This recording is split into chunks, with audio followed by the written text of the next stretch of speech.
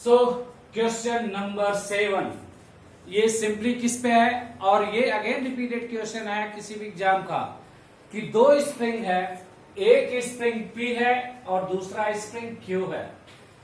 तो P का spring constant Kp ज्यादा है Q के स्प्रिंग कांस्टेंट से, यानी Kp is greater than Kq। अब दो केसेस दिया गया है। पहले दोनों स्प्रिंग को इक्वल डिस्प्लेसमेंट दिया जाता है, एक्सटेंशन दिया जाता है, यानी पहली स्प्रिंग में एक्सटेंशन x1 है, दूसरी में एक्सटेंशन x2 है, पर ये x1 x2 दोनों बराबर है। मान लो कितना है x। तो how much is the work done by the spring force which is equal to energy store and that is half k x square. This is work done. तो how much work done by the spring at spring P, half Kp into x square, और spring Q के लिए work done half KQ into x square. तो x तो दोनों में बराबर है। अब आपको WP और WQ में वेरिएशन करना है, तो Kp ज्यादा है, तो जिसका फोर्स कांस्टेंट ज्यादा है उसी का वर्क डन ज्यादा होगा, और ये दोनों इस बात की ओर इशारा करते हैं। Hence WP is greater than WQ। ये पहला केस था। अब ये कह रहा है कि दोनों को डिस्प्लेसमेंट कुछ भी हो बट इक्वल फोर्स से डिस्प्लेस कर रहे हो। So once you displace by equal force, तो आप देखो वर्धन तो वही रहेगा, W equal to half K x square. अब दोनों स्प्रिंग में एक्सटेंशन कितना होगा? तो फर्स्ट स्प्रिंग में एक्सटेंशन, तो आप जानते हो स्प्रिंग फोर्स बराबर होता है F is equal to K x. तो x is equal to F divided by spring, केवल मैग्नीट्यूड की बात की जाए तो x1 is equal to F divided by Kp। उसी तरह से x2 is equal to F divided by Kq। So work done by in the P spring half Kp into F divided by Kp का whole square. उसी तरह से work done by in the spring Q, that is WQ is equal to half KQ into F divided by KQ का whole square. अब दोनों आमने सामने हैं, आप कर दो WP divided by WQ which comes equal to KQ divided by KP, जो लेस देन 1 है, क्योंकि KP बड़ा है KQ से, और इसलिए WP is smaller than WQ। इसलिए ऑप्शन ये और ये करेक्ट है फर्स्ट केस के लिए और ये सेकंड केस के लिए। उसी तरह से क्वेश्चन नंबर 8 देखें। ये AIPM की 2015 का क्वेश्चन है। आपसे सिंपली ये कहा जा रहा है कि 10 केजी का पार्टिकल है। कितने केजी का? 10 केजी का। मूविंग विथ वेलोसिटी 10 मीटर पर सेकेंड, और ये चलता चला जा रहा था कि रास्ते में स्ट्रेट लाइन में x बराबर 20 मीटर से लेकर x is equal to 30 metre तक एक रिटार्डिंग फोर्स लगता है, और ये रिटार्डिंग फोर्स है 0.1 इंटू एक्स, यानी पोजीशन डिपेंडेंट। तो ये वेलोसिटी को कम करता है। दैट मीन्स जो काइनेटिक एनर्जी पार्टिकल की थी, अगर कोई रिटार्डिंग फोर्स नहीं होता तो यही काइनेटिक एनर्जी बनी रहती। तो इनिशियल काइनेटिक एनर्जी 500 जूल है। इसका कुछ हिस्सा work done by retarding force negative होता है। काइनेटिक एनर्जी कभी निगेटिव नहीं होती। तो work done by retarding force is equal to minus ये पोजीशन डिपेंडेंट फोर्स है x1 to x2 F into dx, minus इसलिए क्योंकि रिटार्डिंग फोर्स है। वर्क डन क्या होगा? निगेटिव। जब आपने रखा लिमिट कहां से कहां तक, x1 से x2 20 मीटर से लेके 30 मीटर तक, और फोर्स की वैल्यू रख दी 0.1x इंटू dx, और लिमिट रखने के बाद ये कितना आया? -25 joule. Hence final kinetic energy is equal to initial kinetic energy 500 joule है, और work done against retarding force 25 joule है, तो आंसर कितना है 475 जूल। ठीक है, तो क्वेश्चन नंबर 9 देखें सभी।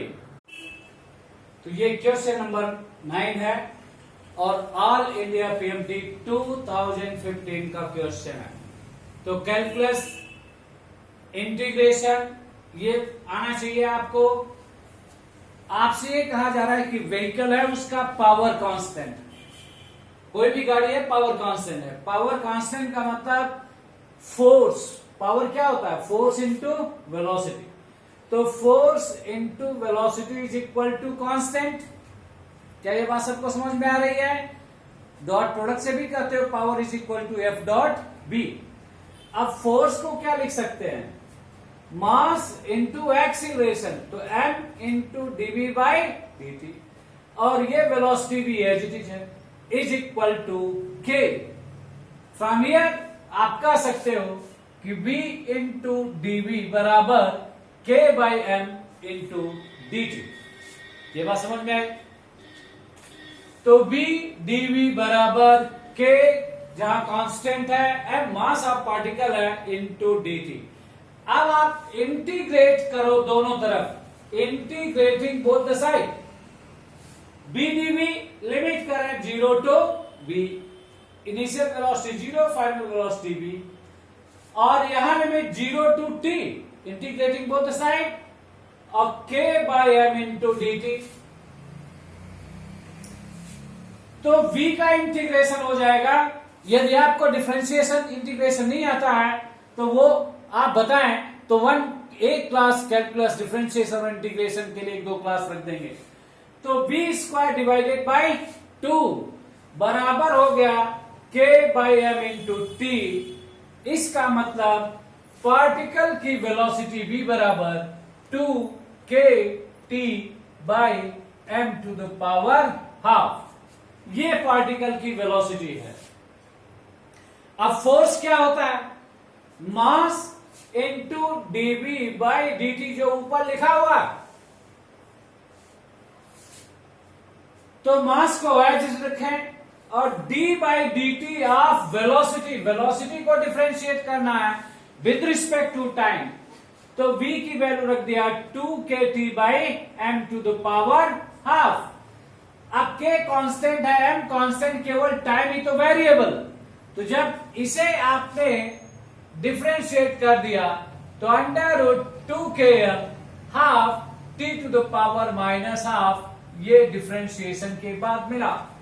Hence force F is equal to, अब इसे सिंपल फॉर्म में लिख दिया तो under root mk divided by 2 और स्क्वायर से बाहर into T to the power minus half, और यही करेक्ट ऑप्शन आपका है जो दिया गया है।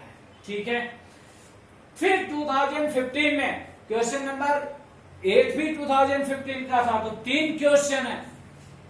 तो 16, 15 में वर्क पावर एनर्जी से 4 क्वेश्चन है। इसलिए अब ये क्वेश्चन नंबर 10 किसकी बात कर रहा है, आप ये समझिए, energy, kinetic energy either can be lost और कैन बी ऑब्जर्व। यहां क्वेश्चन में ऑब्जर्व करने की बात कर रहा, एनर्जी लॉस की बात नहीं कर रहा। And once energy is not lost, यानी law of conservation of energy जो भी। तो अगर u1 और u2 वेलोसिटी थी तो काइनेटिक एनर्जी हो जाएगी हाफ m1 u1 का whole square plus half m2 u2 का होल स्क्वायर। अब during the collision part of energy is observe, और उस समय एनर्जी एक्साइट ई होती है, एक्साइटेशन। तो एक्साइटेशन के बाद वेलोसिटी v1 और v2 है। तो ये कोलिजन के बाद काइनेटिक एनर्जी है, जो वेलोसिटी है वही काइनेटिक एनर्जी डिसाइड करेगा।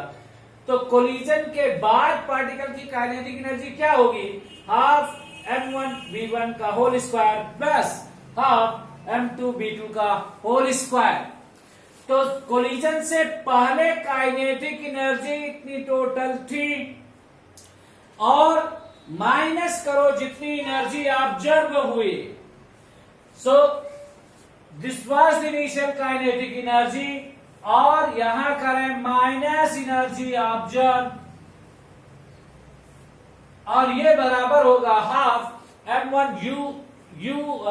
की जगह V1 का whole square plus half M2 V2 का होल स्क्वायर, और यही करेक्ट ऑप्शन है। ठीक है, तो please all of you pay attention और